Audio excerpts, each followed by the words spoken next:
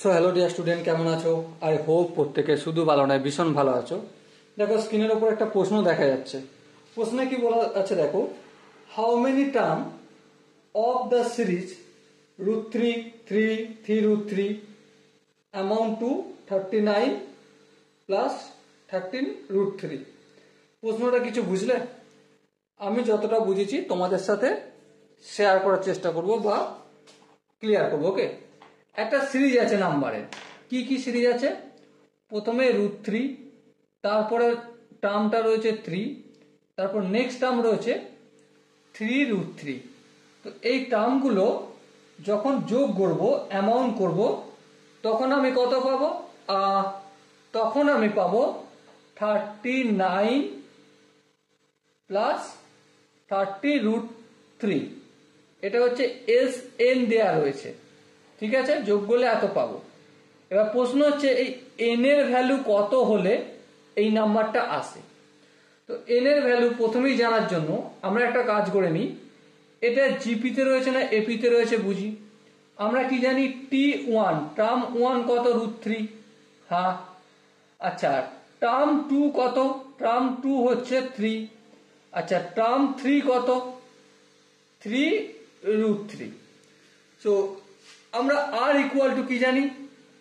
Common ratio আর equal to জানি T2/T1।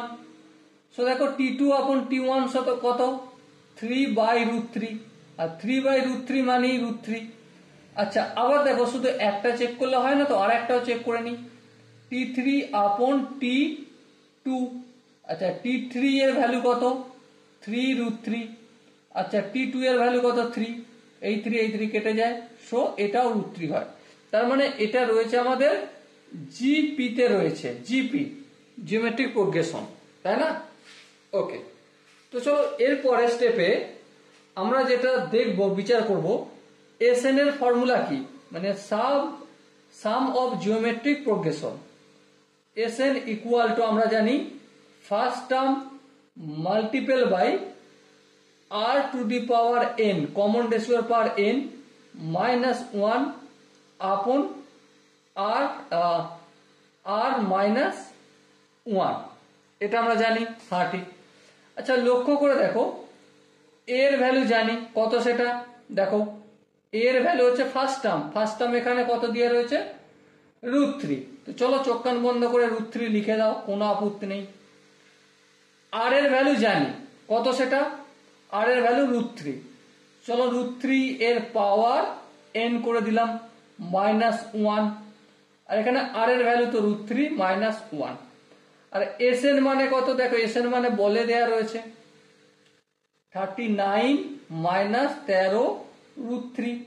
এবারে আমরা একটা কাজ করতে পারি, বোথ জায়গা থেকে 13√3 যদি কমন নিই, এখানে কি পড়ে থাকবে? √3 পড়ে থাকবে, মাইনাস এখানে 1 পড়ে থাকবে। আচ্ছা এখানে কি হয়ে আছে দেখো, এখানে কাজ কারবার এটা হয়ে রয়েছে √3 -1 আর ইনটু উপরে আছে √3 মাল্টিপল বাই √3 এর পাওয়ার n আর -1 এটা রয়েছে। এবারে এই √3 -1, সরি একটু ভুল হলো, এখানে প্লাস আছে, এটা তো প্লাস হবে, তার মানে এটা প্লাস হবে। ওকে, এবার দেখো 13√3। এবারে এটাকে যদি এখানে পাঠাই মাল্টিপল হবে, মাল্টিপল হলে a plus b into a minus b এর ফর্মুলা পড়ে যাবে, তাই না? সো আলটিমেট কি পাবো? √3 তার স্কয়ার -1 তার স্কয়ার পাবো। আর এদিকে কি পড়ে আছে? √3 ইন্টু √3 এর পাওয়ার n -1। সো এখান থেকে আমরা কি পাচ্ছি দেখো, 13√3 এর স্কয়ার মানে 3 -1 মানে আলটিমেট 2 পেলাম। আর এদিকটা কি আছে? √3 মাল্টিপল √3 এর পাওয়ার n -1। এই √3টা অপোজিট দিকে গেলে ডিভাইড হবে, আর ডিভাইড হলে এই √3 কাটবে। সো কি পেলাম? 13 দুগুণে 26, আর এই -1টা অপোজিট দিকে গেলে +1 হবে। সো আলটিমেট √3 পাওয়ার n। 26 এর আগে কত হয়? অবভিয়াসলি প্রত্যেকে জানি 26 এর আগে 27, তাহলে 27 ইকুয়াল টু √3 এর পাওয়ার n। এবার 27 এর পাওয়ার, 27টাকে আমি একটা কাজ করি, 27টাকে যদি ভাঙি কি পাবো? 3 এর পাওয়ার 3। আচ্ছা এবার এই 3টাকে যদি ভাঙি তাহলে √3 তার স্কোয়ার তার আবার 3, তার মানে √3 তার পাওয়ার হচ্ছে 6।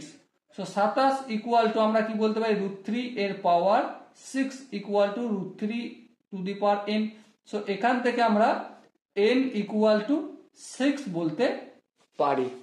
ওকে, এবার দেখো তোমার যতগুলো কোশ্চেন রয়েছে তার মধ্যে কোন অপশনটা ঠিক। দেখো অপশন এ ছিল 8, অপশন বি ছিল 9 আর অপশন সি ছিল 6। So definitely option C is the correct answer. Okay, I hope প্রত্যেকে এই কোশ্চেনের কনসেপ্টটা বুঝতে পেরেছো। যদি কোনো জায়গায় বুঝতে অসুবিধা থাকে, কনফিউশন থাকে, কি করতে হবে তার জন্য কমেন্ট সেকশন আছে, কমেন্টে অবশ্যই জানাতে হবে। আর দেখা হচ্ছে নেক্সট ভিডিওতে, ততক্ষণ পর্যন্ত ভালো থেকো, সুস্থ থাকো এবং জয় হিন্দ।